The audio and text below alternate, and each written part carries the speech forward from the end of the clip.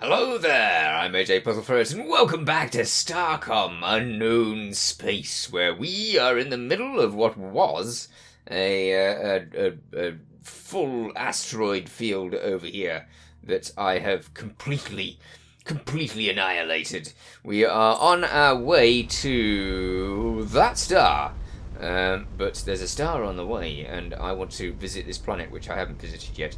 There are a few asteroids left, but I had to do some serious mining to try and get supplies. We've still not changed our ship in much of a way at all for a fair while, so it still looks like this, and is still not the best of ships.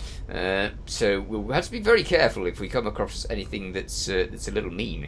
But we'll face that distinct problem when we come to it. In the meanwhile, we'll get on with our scanning and enjoy finding out what we've got. The mesosphere of this planet is unusually dense and warm due to an unusually high level of capture of cosmic rays. Okay, brilliant. It's been capturing. It's been sunning itself. All right, let's go over here then. Maybe we'll find something on the way. With a bit of luck, because there's not much else in the way, is there? I don't know what I'm going to do when I fix my ship to being different. So I will just have to have an episode where I go over that, because it'll no doubt take me a fair while. It's going to be interesting. I do like mucking around with ships when you get to do it, but it's just getting round to doing it, isn't it? Okay. Derelict vessel detected. Wait, stop. I want to see this derelict vessel. Go! Thank you, lady. She did a good job. Oh, hello. It's a big one, isn't it? It looks like it's a fighting ship. The derelict is in remarkably good condition, particularly since neutrino decay readings on the reactor show it's been dead in space for decades, if no longer. Radiation levels are quite elevated, but still safe enough for a short investigation. There's no sign of crew or passengers, and the ship's logs are blank. Weird. It's the Marie Curie Celeste. Right. Sorry for that funny in my head. Yeah. Okay, loads of stuff, so that's good. We got some of that stuff that we need for something that I've forgotten. Okay, the cargo hold has a number of containers of materials, including some radioactive, but they are all still intact and do not explain the elevated radiation. Interesting. Should I blow it up? Nah, I think we should probably leave it, just in case we release whatever horrors it forced everyone to leave it. Oh, of course. If you're really close to something like that, close enough for it to be in you can detect it with the X button range, then it refuses to use the autopilot, which is somewhat irritating, but at the same time, I'm sure it's useful for something. I don't know what, though. Really, it's not useful for me at all. Okay, are we going to detect any planets? Or are we just here for the star? Oh, hello, there's a flinger. Nice. Where does the flinger go? More importantly, is there loads of horrible ships around here planning on murdering me? That is a fairly important question. 2 flingers. Cool. Okay, wait a minute. Where's that going? Oh, is that going over to there? Really? Really? Was there a flinger that would have taken me straight? Oh, dear. Oh, wait. They're not hostile. Interesting. Well, good. I mean, if they're not hostile, then they're not really on our side, but, not on our side, which is always good. Should I investigate them? I don't think so. I should run away. Ah, too late. Hello there, shifty-looking soul. What is this? A little starship all by its lonesome. No devout insignia. No escort. Your markings are of no faction we recognize. Is there no one who protects you? Do not be afraid. We will make sure you're safe by us. This is a shakedown. Protection from what? It seems our universe translator has inadvertently conveyed our message with a subtle implication of threat. Such is the problem with these devices. Safe by us should have been translated as safe from us. The threat was meant to be implicit and unambiguous. Give us money or we hurt you. I apologize for any confusion. I don't think it's a good idea to refuse to pay on this particular circumstance because their ships are big and there's loads of them.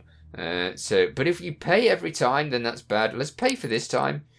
Very good. We will inform our compatriots that you are not to be disturbed, at least until your subscription is up for renewal. Great. Well, we're not ready to fight massive ships at the moment. That would have got us obliterated, so I had only one choice. And safe passage is always useful, so yeah, we're all right with that massive ship of doom. I am kind of worried about those. How long does my subscription last? Okay, can we go in there? Let's go in there. Survey team. There seems to be a lot of culture over here. The planet developed has a direction that points to outside intervention. I wouldn't be surprised if some external power is discouraging this planet from talking to strangers. Okay, fair enough. This planet is roughly on par with where Starcom Space was perhaps a century ago. Judging from area scans of architecture and environment, the entire planet fell into a deep decay several centuries ago. Sort of a modernized dark age. It has since rebounded and is now rapidly industrializing.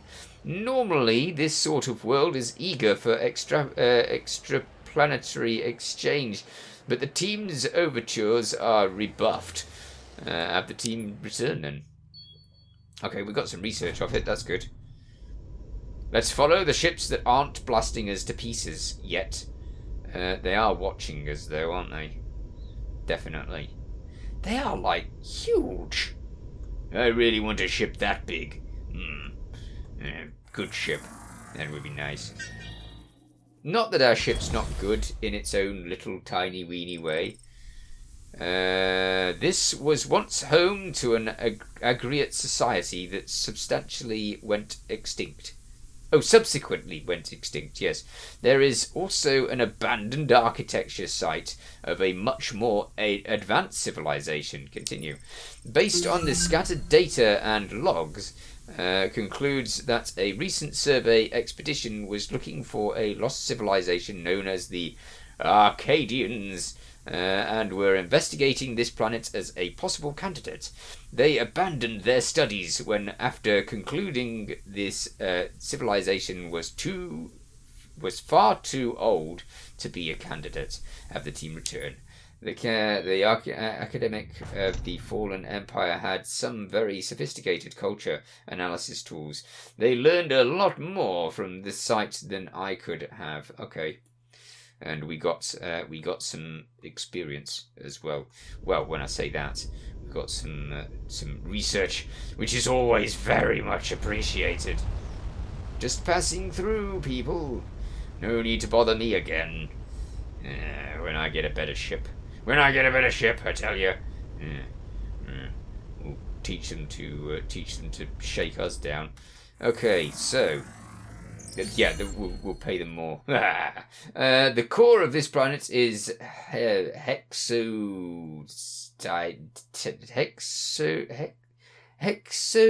something or other, crystalline. Carbon, aka diamond, roughly something carats in the classical units. Lovely. I wish I knew how many research points I have. Okay, so we are still looking to get over there, but there's a flinger here, and that probably takes us to this blue star. So, let's go to the blue star with these ships following us, who are no doubt going to try and charge us for the next sector. Alright, let's fly through here and see where it takes us. It looks like it's going in the right direction. Off we go! To pastures new. Please don't just get me destroyed. Yes, blue star, bad ship. Okay, this is not good. Parish. Parish? Oh, look! The legendary steed of Whiskamug is here. Brilliant. Let's park ourselves next to him. That's a great idea. Oh, he destroyed them. Well done, sir. And he's taking all of the bounty. Quick, hurry. We need to take it before he does. Gimme, gimme, gimme. Hello, Whiskamug. I'm not stealing your things. I'm just stealing the things. Go away. Thank you. I wonder how long he's going to take before he gets really annoyed at us.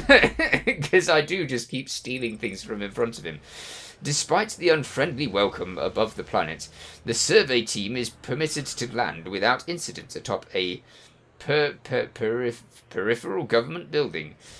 Triton arranged a direct link between the explorer and the local ministry who explains the situation. This planet survived the collapse of the fallen empire with a minimal economic damage. Their proximity to a devout stronghold discouraged other factions from trying to seize the world. But the devout have exerted their influence and economic power on the planet's population to encourage conversation.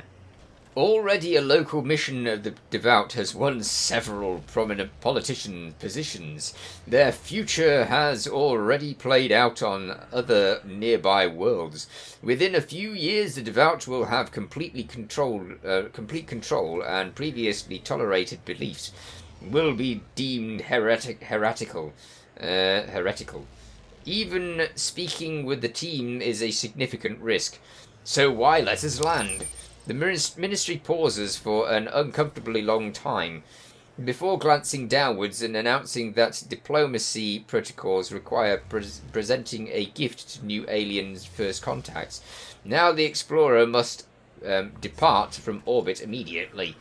The ministry's tone changes at a certain point when her universal translator displays a new signal. I think someone else started listening in. Have the team return to the ship. Interesting. Very interesting. Okay, let's go over this way. That's the emissary, isn't it? No, it's not. It's a wormhole. Okay. Where does the wormhole take us? Well, anywhere, I guess. Right? I mean, that would take us back to the space station, which would be really, really quite helpful. But we also need to go to this planet over here. And we're definitely getting much closer to that star system that we want to go in. I can't believe how lucky we are that he was here. He seems to be protecting us at the moment. Or maybe he's trying to find out what we're trying to find out. Maybe that's it.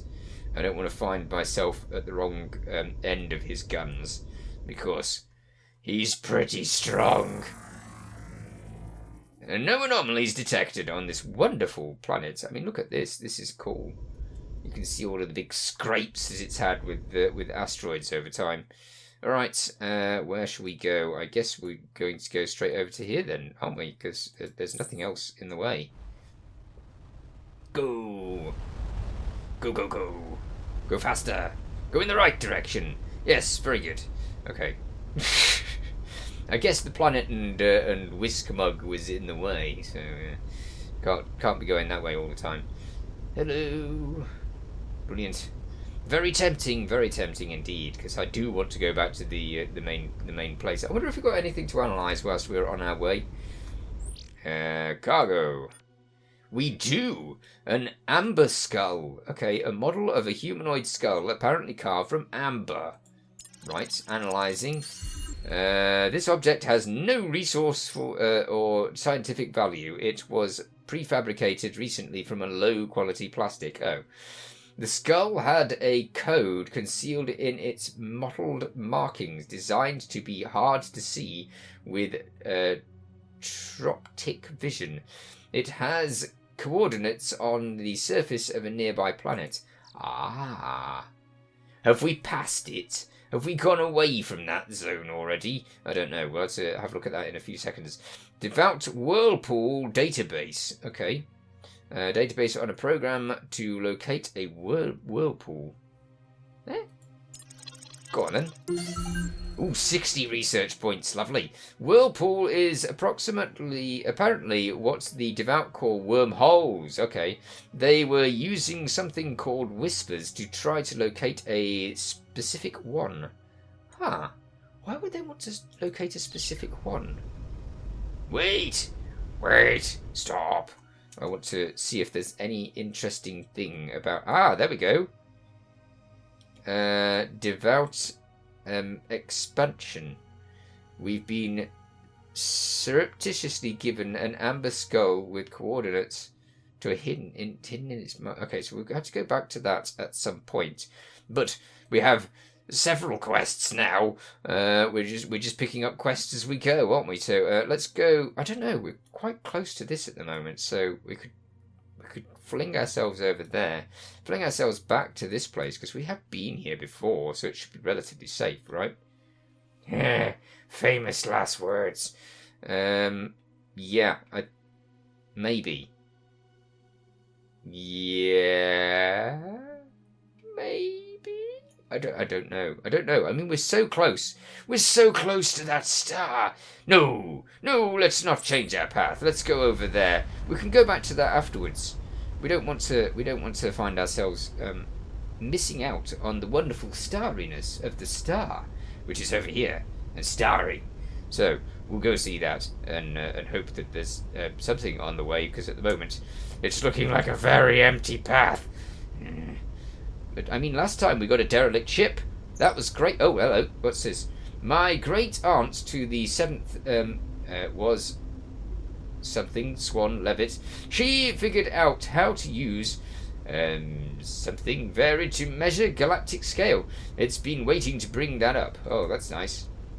Thank you for that pointless fact. I mean, it gave me something to do as I was flying through space, but, you know, oh, hello. I think it's great we're investigating one... Oh, don't you interrupt each other. Cut the scuttlebutt? Just a reminder to everyone, everything on this channel goes into the ship's logs. Oh, good. Which any command level officer can reveal. Great. Oh, I heard from one of her lab assistants that she's really warm and friendly and great. Nah.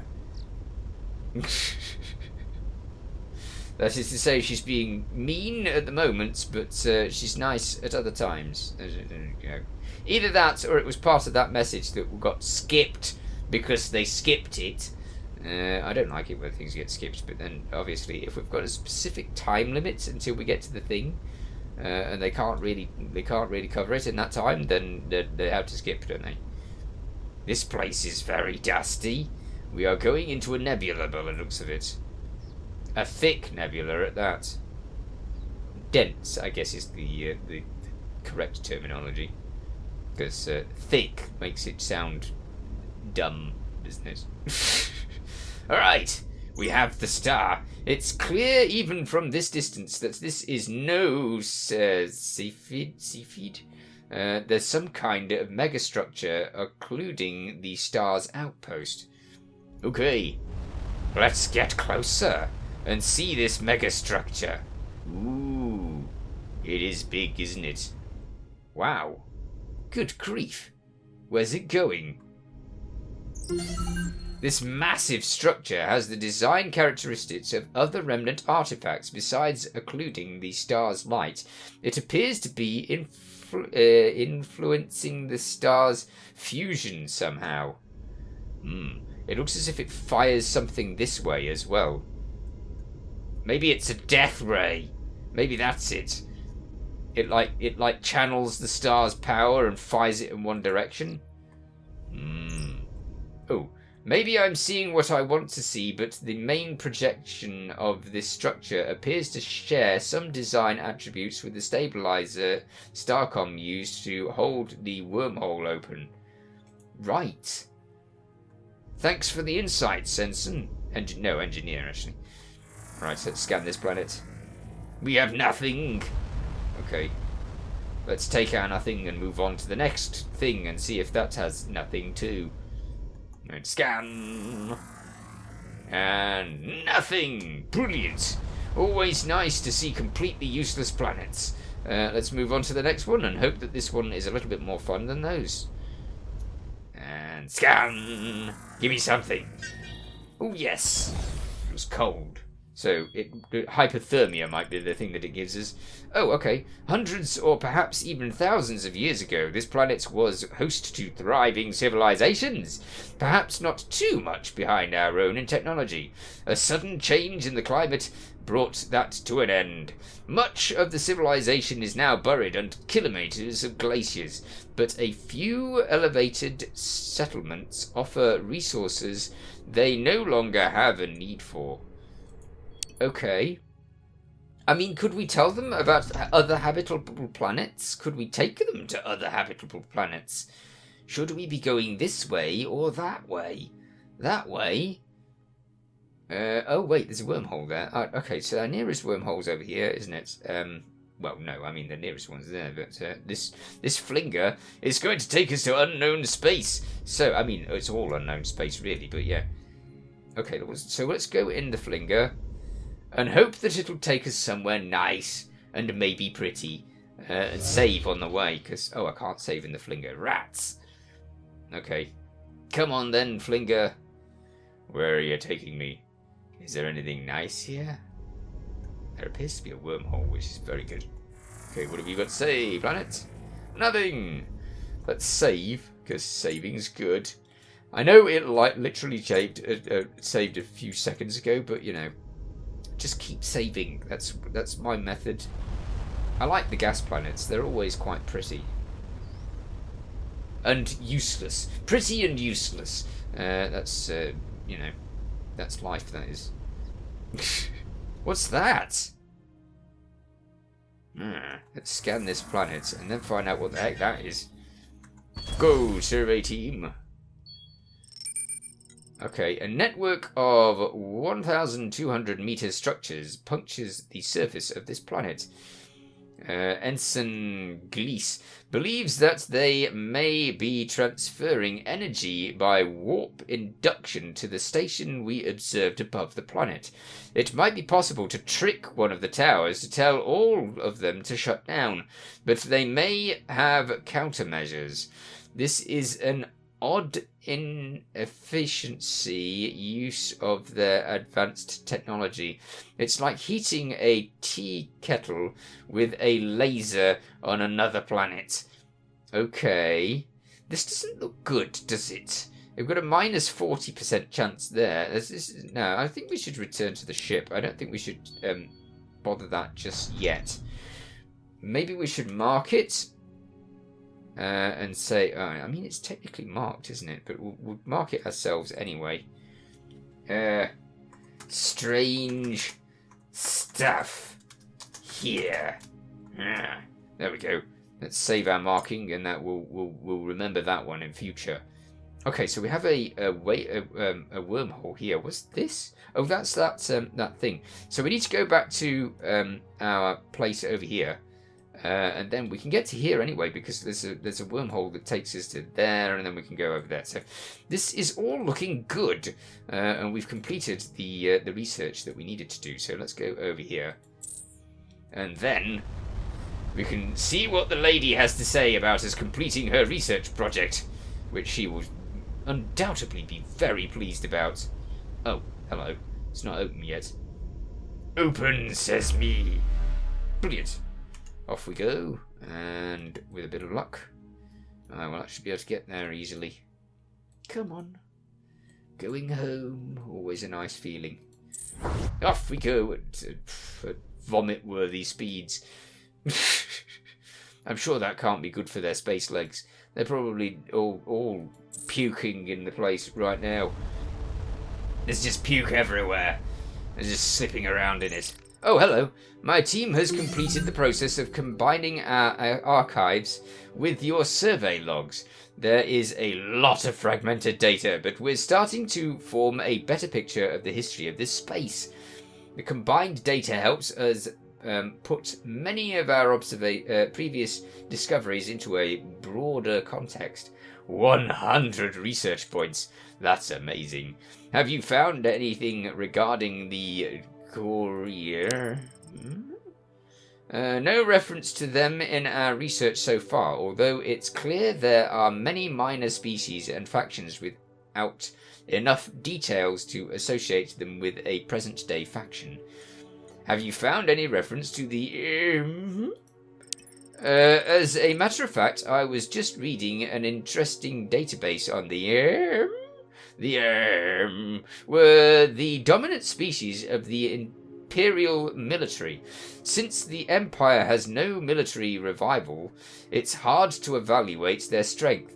It seems like there were multiple legions, with the most powerful being the first, followed by the second, and so forth. No legion were like local constabulary. The first legion command the Imperial chariots and are not mentioned in any post-Empire accounts. The second legion still claim to serve the Empire, although in their dialect the word for money and empire are interchangeable. Ha! Have you found any reference to the Brigadian? I gather they were originally a regional constabulary force formed during the very late Empire period to fight the growing lawlessness in border regions. Initially founded by a consortium of local governments, after the collapse they became more self-sufficient. Okay. Do I really need to read all of these? Have you learned about the CXTA? They were the faction principally responsible for logistics during the Empire's reign, transporting raw materials, low-tech goods, and so forth between worlds that did not produce them locally. Okay. This was in contrast to the Imperial Trade Guard, who could buy and sell Imperial goods. Imperial goods was a specific term for technically so advanced there was no risk of it being reverse engineered by the purchaser. Okay. Have you discovered anything more about the devout? They're dangerous. That's all you need to know. As far as I can tell, they were a religious awakening that emerged during the late fallen Empire period. Their precise beliefs are a bit confusing. They clearly worship the remnant artefacts, but specifically beliefs are hard to pin down. They became increasingly fanatical over time, but were surprisingly unconcerned with orthodoxy. Most fanatical groups are pretty strict on adhering to some specific set of beliefs. Have you encountered any reference to a Wizkamung in your research?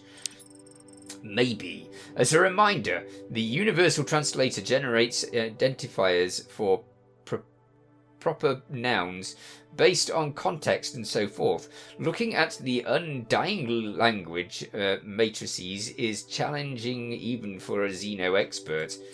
There are some references to entity that might match Whiskamung, but I had marked them as obvious folklores. The character rode across the stars of a giant pink horse, wrestling a Telonian and challenging a black hole to a drinking contest, that sort of thing. The stories go back to the early Empire, so seemed unlikely to be even loosely inspired by a being along today. Maybe he's, like, taken on the role, the mantle. Anything else? Nope, that's it. That's it. I have got everything I want from you. Thank you. Okay, let's go and let's talk to the station about what we can do with research. Oh, everyone wants to talk to us. Okay, what I'm going to do... No, wait, stop it. Right. Yeah, I'm going to talk to this one then.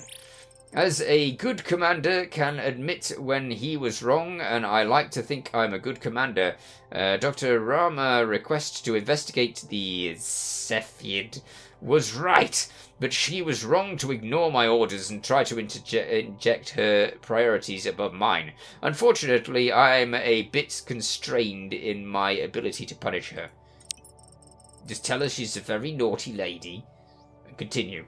Ignoring her insubordination, it's an important discovery. Captain Dawson and her team believe there's a connection between the Starlance, as she calls it, the polyhedral artifact, and the wormhole. Your new top priority is determining what the Starlance does and how to operate it. And one more thing, yes. If Dr. Rama tries to reprioritize your objectives again, let me know. Understood. Okay, Dr. Rama, she's probably going to do that immediately, right? I have not had an opportunity to review my explorer's logs, but I gathered from yous shouting at me about the chain of command that you investigated the star and found something interesting. I was only listening to the bit about science, which was sparse. It turned out to be a massive remnant artifact whose rotation blocks are out the light of the star. Not a Cepheid at all, then. Disappointing. Did you miss the bit about the remnant artifact that's engulfing a star? It's already been well established that objects in front of light cast shadows. That's true. I understand that it's a mysterious enigma from an artifact civilization and such, but it isn't giving me new information. Perhaps you can coax it to release some interesting particles like the other thing. That's a good idea. Okay, Lieutenant Milton. Hi. During your last refit, I was discussing ways to improve the Explorer's tactical sensors with Ensign Glees. We got to talk about the crew's recent adventures and an incident with a supposed derelict station came up. Apparently it has been configured to measure tau-type neutrinos. Due to clearance restrictions, I couldn't reveal this information to them, but Starcom has been experimenting with using these particles to detect ships beyond the range of our normal sensors. Nothing practical has come out of it to our knowledge, but maybe the operator of that station figured it out. There was nothing in the derelict ship's logs to shed light, but they were sending the data somewhere. They did a good job of hiding the target, but I think they adjusted their signal strength to account for nearby energy sources. If you return to the location of the derelict, Ensign Kepler might be able to pinpoint the location with a local background scan. I believe the derelict is still out there. Good, you should be able to find its last location in your ship's logs. All for now. Wow, we are so lucky that we didn't decide to blow up that derelict ship now then, aren't we? Because I had got it planned. I mean, I look at these things and I think, yeah, that looks like it needs blasting. And that's definitely not the method that I should be going for. Okay, let's see. We've got the Explorer hull. Can we do the next one? We certainly can. Module logistics. Oh, okay, fair enough. Well, it's module logistics. Let's go with that then. Large bulkheads might be a good thing as well. Anyway, we need to think about speeding our ship up if we can. Oh, we haven't got enough things for that. Okay, fair enough. Plasma we've done. Reactor 2, that is pretty good, but we've still not put anything on our ship. Anti-proton chains. What the heck are anti-proton chains? I don't know. Battle station training. Sounds like a good idea, doesn't it? Allows our crew brief surges in ship repair, particularly useful for keeping systems operational during combat. Do it! Good. Okay, what's this? Assisted recovery. What does that do? Every crew member with at least one biomedical increases battle station recovery speed by 10%. Ooh. Additional skill levels on the same officer provide diminishing returns. Okay, let's get that, because that sounds like it's going to be very useful indeed. Plasma fire support. What?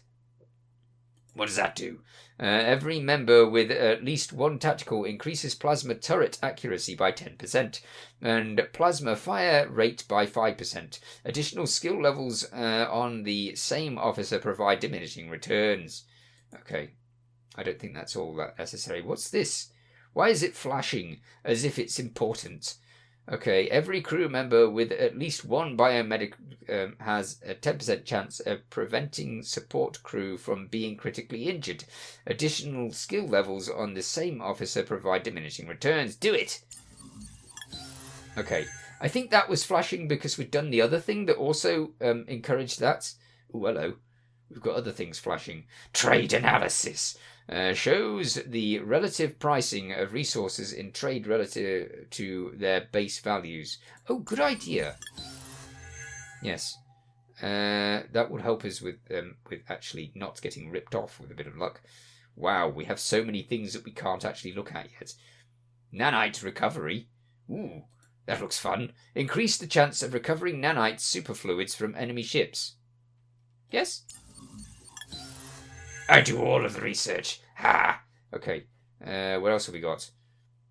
Okay, we need to research fixed guns. Yes, I was told to do fixed guns. I'm going to do fixed guns. Allowing the construction of fixed guns. Fixed guns can only fire in the direction they're mounted in, but have longer range and more power than plasma turrets. You know what would be good to put in a fixed gun thing? Stick it at the back so I can run away and fire at things at the same time. That is a very good idea, because usually I stick them to the front and then you have to arrange where you're firing and everything, and that just doesn't work very well at all. So yes, fixed guns at the back, target assist. Yes, I think so. Because I'm terrible at aiming, so brilliant. Now we have very little research points left at all, but we did get all the way up to cruiser stuff. This is great. Oh wow, we need a lot of points for that. Okay, and I need to muck around with the ship design stuff, so I will see you... Oh, hello, what's you got to say?